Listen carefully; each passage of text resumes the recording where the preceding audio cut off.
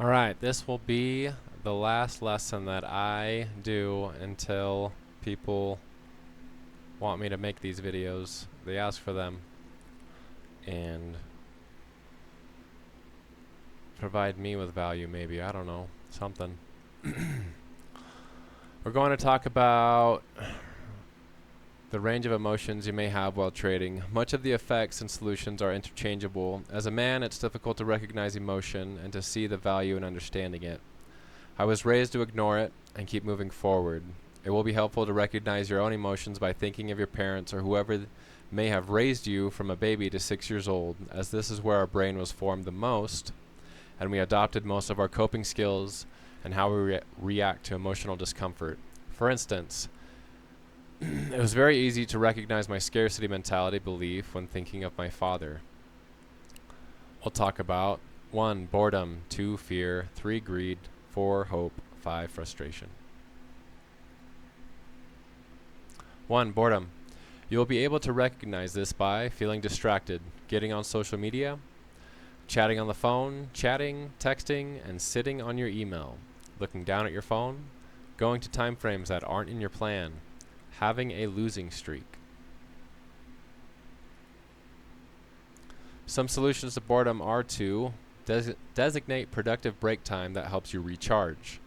I like to work out while waiting for my candles to paint a confirmation. I use one of those workout bands or a stress ball. Figure out your recipe. 2. Fear. You will recognize this by thoughts of exiting or entering early, rushing to execute a trade when you have plenty of time.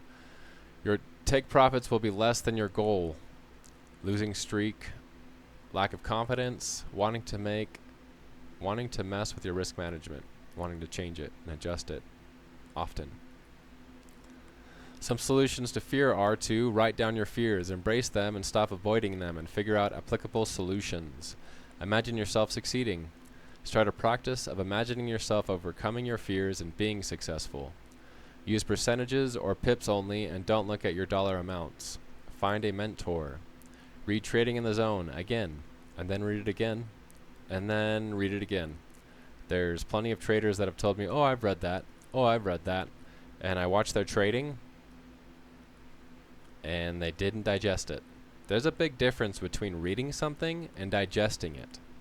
I have read that book probably 10 times. And I don't just read it over and over, I go back. Use a breathing practice. Practice surrender. This helps a lot with your life in general. Let go of what you do not have control of. Commit to your plan. Pull money out that you're not able to risk and is stressing you out. You can't put a price on peace of mind. You can't.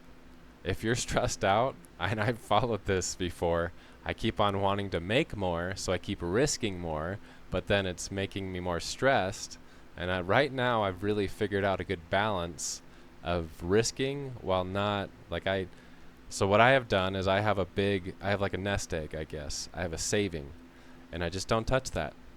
And I have enough there that it just makes me feel comfortable. And right now I need to put it somewhere that it's at least making something, because the inflation thing bothers me.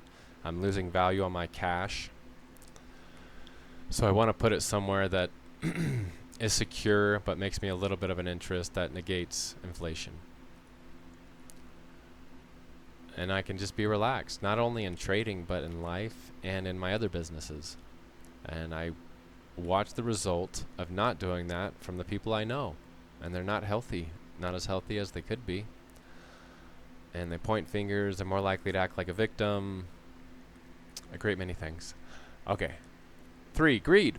You will recognize this by over-leveraging, over-trading, chasing the market, entering and holding onto bad trades. Stems from the fear there is never enough. Do you recognize a scarcity mentality in there? Impulse to trade as hard as you can until you win. I'm going to trade so hard this week. No. Losing, re-entering exited trades and exiting early on good runs. Increasing lot size. Some solutions to greed are to learn about and practice an abundance mentality. Pull money out that you're not able to risk. Commit to your plan. Limit your trades per week and day. After each trade, take a cool-off period. Walk away from your trades so they can play out. Also have a cool-off period after winning. That might work well.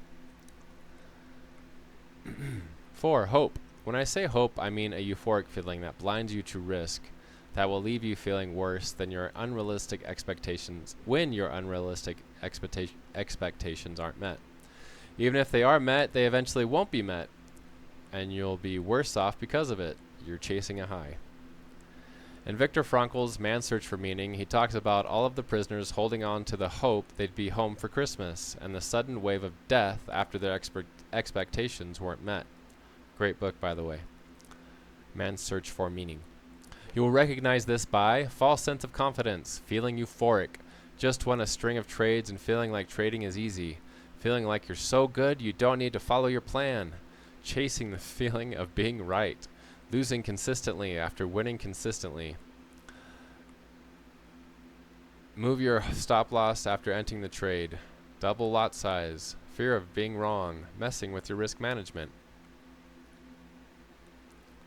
Some solutions to hope are to, or chasing that euphoric feeling, resolve fear of being wrong. Find a book that helps you resolve it or seek professional help.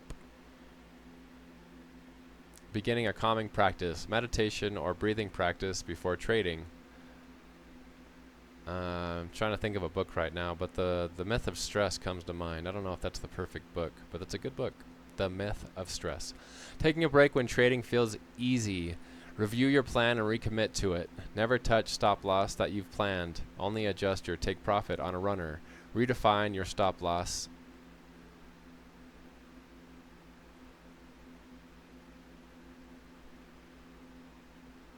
I don't know what that says. Redefine your stop loss is hit as a win. I misspelled something. Redefine stop loss as a win. Oh, okay. Redefine stop loss hit as a win, so that you feel happy about hitting your stop loss. 5. Frustration. You will recognize this by blaming the process, blaming yourself, thoughts of quitting, negative self-talk, feeling thoughts of hopelessness, envy of other successful traders, thoughts that you keep missing trades. Some solutions to frustration are to frustration must lead to learning about yourself and refining and committing to the process to be a pro. Don't resist discomfort. It's trying to teach you something. Let frustration be a catalyst to learning. Let it be the knock on the door to adjust. Understanding you're a competitive person. These feelings are normal and learn how to use them. I use so much energy. So the energy can't be canceled, can't be destroyed. It can only be redirected. It's like a superpower. People frustrate me. Things frustrate me in life. Oh, I use it. It's fuel. It's great. Refine and focus on your strategy. Tell yourself you're only collecting data. Some side notes I want to make while we're on the topic of emotions. Trading isn't hard. Trading itself isn't hard. Being consistently profitable is super hard. Know thyself. Listen to the data and yourself and adjust. Figure out your recipe for health and follow it. And that's all around. You can change your life right now. When you are struggling, look back at your recipe and figure out what you're not doing and what you're missing. This has to do with your mental, emotional, spiritual, and physical well-being. The things that you can do consistently that allows you to be the best version of yourself. If you're not consistently profitable with a proven edge others are profitable with, then the only problem is you. It's also very hard to know if other people are actually consistently profitable.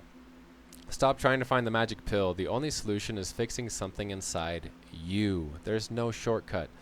Screw shortcuts. Just like I said earlier, if you get lucky, how do you replicate that?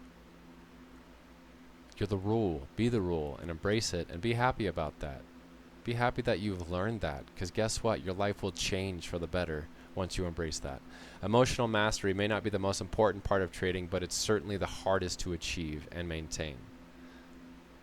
We'll end with a quote from Jesse Livermore. A loss never bothers me after I take it. I forget it overnight, but being wrong, not taking the loss, that is what does damage to the pocketbook and the soul.